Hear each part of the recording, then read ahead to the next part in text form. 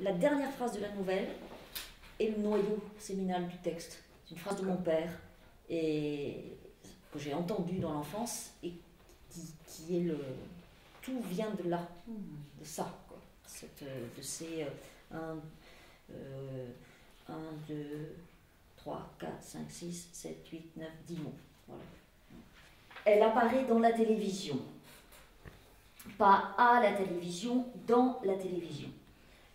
Dans le cadre rectangulaire de la télévision, elle se pose là, dans ce cadre, violemment, elle est posée, elle se pose comme un avion qui atterrirait. Il ne peut pas en dire plus sur les avions qui atterrissent, il n'a encore jamais pris l'avion quand la speakerine commence à apparaître. Dans sa vie, dans leur vie. Dans sa vie, on ne prend pas l'avion. On les voit passer très haut, ils creusent des traces bleues dans le ciel d'été, ou l'inverse. Les traces ne sont pas bleues, mais on dirait.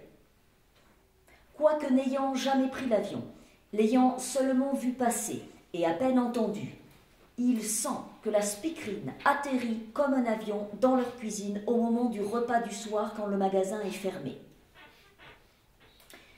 Le magasin est fermé, mais pas le café. Des hommes boivent encore des canons à des heures où les femmes ne font plus les courses. Parfois, un enfant ou une épouse. C'est un mot que sa grand-mère maternelle emploie et qui caresse les dents. Un mot doux comme une potion. Une épouse, donc, surgit dans le café pour un achat. Des lentilles, une boîte de cassoulet, une pile électrique. Son père passe dans le magasin, le client commande, on dépanne les gens, on est là de toute façon et c'est la même maison, la même caisse. Sa mère déteste ça, vraiment. Ça la rend malheureuse, vraiment, malheureuse. Parce que on n'a pas de vie de famille, encore moins que les pires poivreaux de la commune. Ensuite, les personnes s'en vont. L'enfant, l'épouse, l'époux. Les épouses ont leur fierté et elles font semblant d'avoir oublié une course. Il ne comprend pas pourquoi les épouses, parfois, envoient les enfants qu'il connaît, qui le connaissent, qui sont dans son école forcément, puisque l'école est unique, avec une classe unique, une maîtresse unique, des élèves uniques. Lui, ça le gêne. Ce sont des choses qu'il sent. Il sent certaines choses. Sa grand-mère maternelle dit qu'il a de l'intuition. Encore un mot qui caresse les dents quand il les traverse. Son intuition au sujet de la speakerine est précise, massive. La speakerine atterrit comme un avion dans la cuisine. Elle est là. C'est une femme tronc. Il a l'habitude des femmes troncs.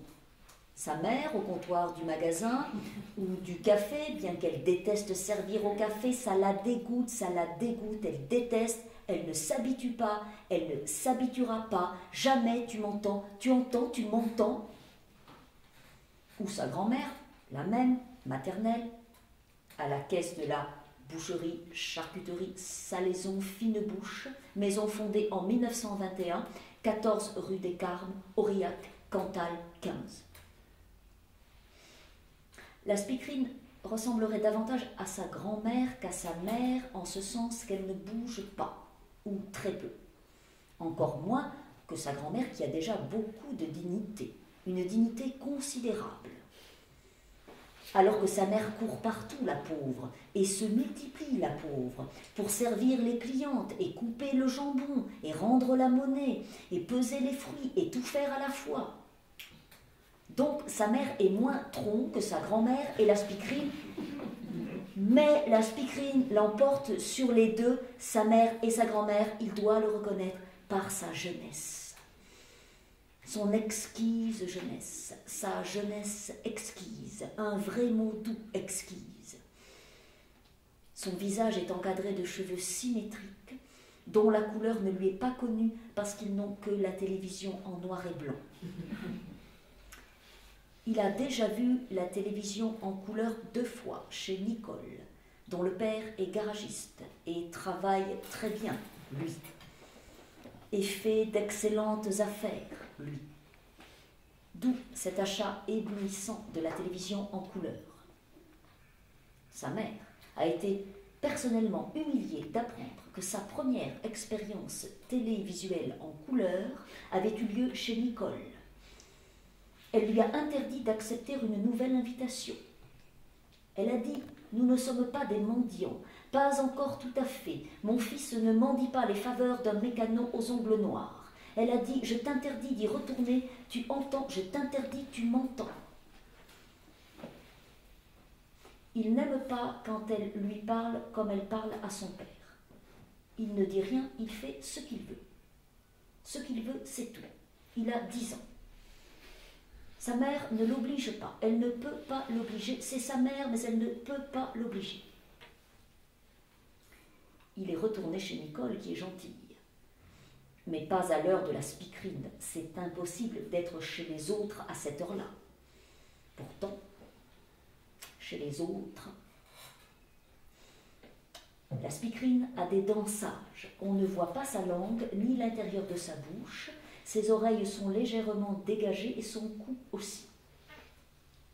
Il aime la poitrine de la speakerine. Il aime sa poitrine qui se soulève et s'abaisse contre l'écran bombé de la télévision, comme si la speakerine était là, juste là, collée de l'autre côté de l'écran, prête à le traverser pour se trouver dans la cuisine avec eux, prête, pressée contre l'écran. Il n'y aurait presque pas assez de place dans la télévision pour loger toute cette poitrine chaude et pointue. La poitrine est dure et moelleuse en même temps. Dure à cause du soutien-gorge et moelleuse à l'intérieur. Moelleuse, pas molle, nuance. Sa grand-mère maternelle a dû avoir dans son jeune temps une poitrine de cet acabit derrière sa caisse. Il en reste sur elle des traces, des vestiges, des reliques. Et il a vu une photo, il a bien observé, il a pensé à la speakerine, il a réfléchi.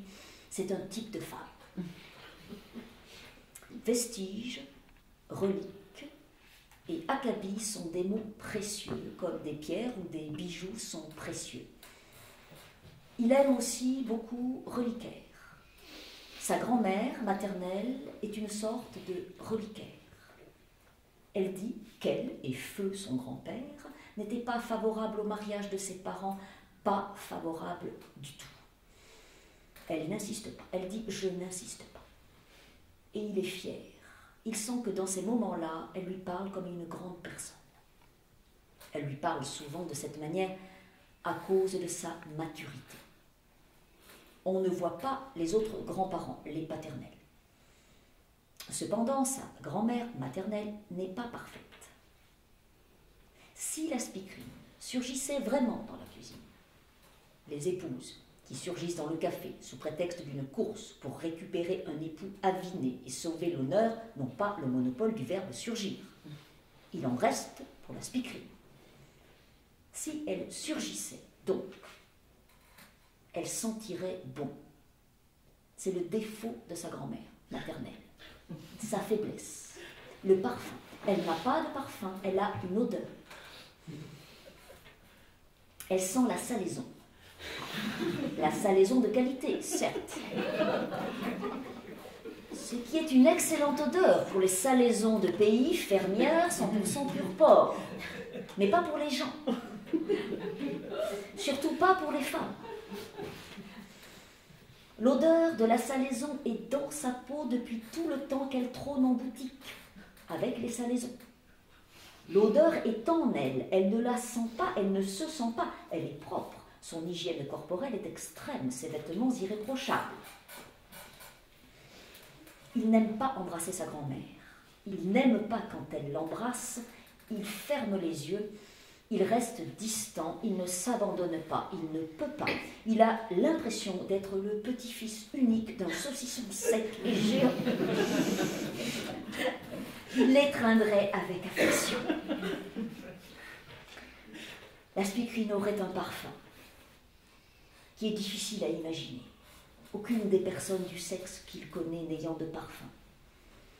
Elle sentirait peut-être la mandarine quand on l'épluche dehors dans le froid, seul le matin, En allant à l'école, personne ne crie, personne n'a les yeux rouges, personne n'est triste, personne ne fume. Mais la mandarine chaude. Elle sentirait la mandarine et le chocolat chaud mélangés, avec en plus un rien de poivre ou de vinaigre. La télévision en couleur ne l'impressionne pas, il préférerait la télévision en odeur. On respirerait le parfum de la spikrine, on pourrait fermer les yeux, il les fermerait pour mieux voir. Son père ne les fermerait pas. Son père regarderait. Il n'est pas aussi intuitif que lui. Les intuitions de son père n'ont pas la puissance des ciels, dirait sa grand-mère maternelle. Son père a besoin de voir. Il dévore la spikrine des yeux. Sa mère le répète, son père ne répond pas, il continue. La porte de la cuisine est ouverte sur la salle du café.